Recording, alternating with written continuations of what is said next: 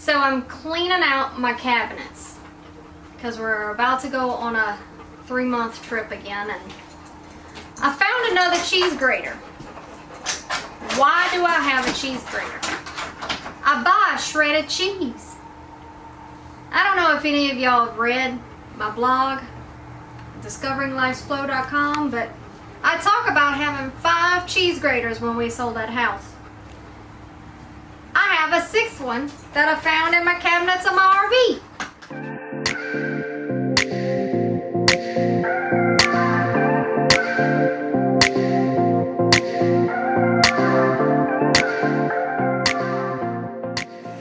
Okay, so we are cooking a chicken stew tonight, and I cheat when I make my roux. I use Richard's roux. A lot of people make their own roux, and it's basically grease and flour. No boy. And I don't have the time for that, so I just go stock up when I'm in Louisiana and get me some Richard's roux. For a stew, I'm going to use a whole jar to make it thick and brown. And for a gumbo, we use about half of this. So that's what I'm doing right now. So we've got our fire on. Let's see, try to do it with this hand. We've got our fire on mid-high. You don't want your water too hot, because again the roux will burn. So it's a slow process. So it's not quite done yet. Before anything else goes in the pot, we're going to make sure all of the roux is dissolved in the water. Sometimes it could take 30 minutes, an hour, sometimes even longer, depending on how much you're cooking. So I mean, if you're cooking a big old pot for a bunch of people, then it may take a little while. So this is part where you have to have a little bit of patience. So we're going to keep on stirring till the roux is all dissolved in the water, and then after that we are going to put the onions and bell peppers in and let that cook down for a little while. Nothing is timed. Of course, I don't time anything. I don't measure anything. We've been cooking this for all my life, so I don't know any measurements.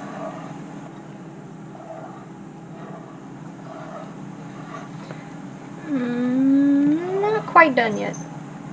Still got a little bit more to go. Gotta wait till the roux is completely dissolved in the water before anything else. So we're just gonna stand here and keep on stirring.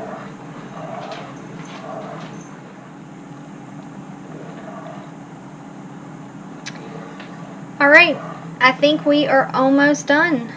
We've got everything dissolved in the pot, and we are going to take the onions and bell peppers, and we're just going to gently put it in the pot,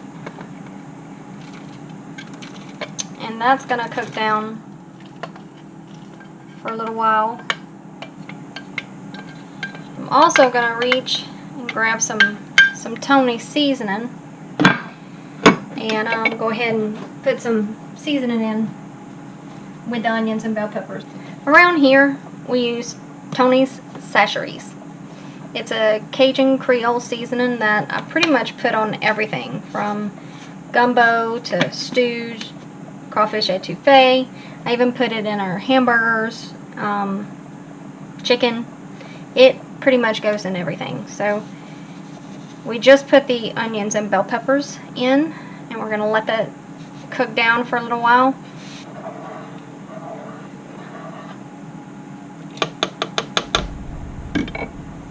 Putting the chicken in is one of the last things that I do. I season it up, mix all the seasoning in there. Just got Tony's, garlic, some lemon pepper, Worcestershire, some Tabasco, A little bit of everything in there. And we're gonna put this in the roux. And we're gonna let that just cook down.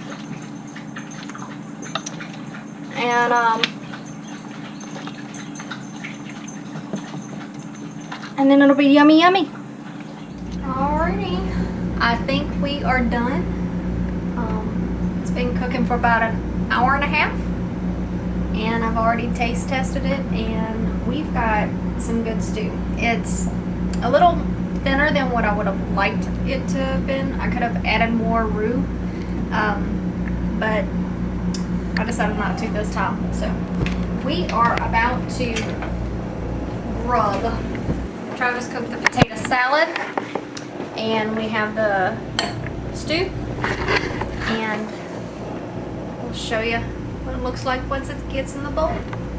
Show everybody how you eat stew. Well, we get some rice. Depends how much you want. I always end up putting too much rice. That's what I was gonna say. I always end up putting too much rice, but this time I'm not gonna put that much. And I'll come over here, kind of stir it up a little bit.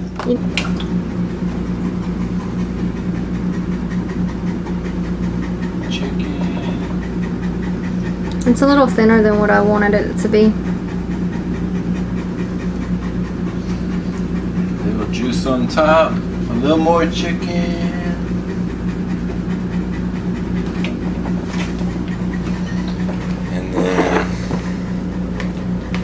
I just put my potato salad on the side.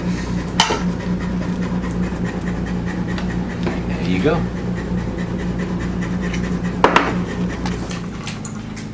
Hey y'all, we are about to grub on some chicken stew, and it's yummy.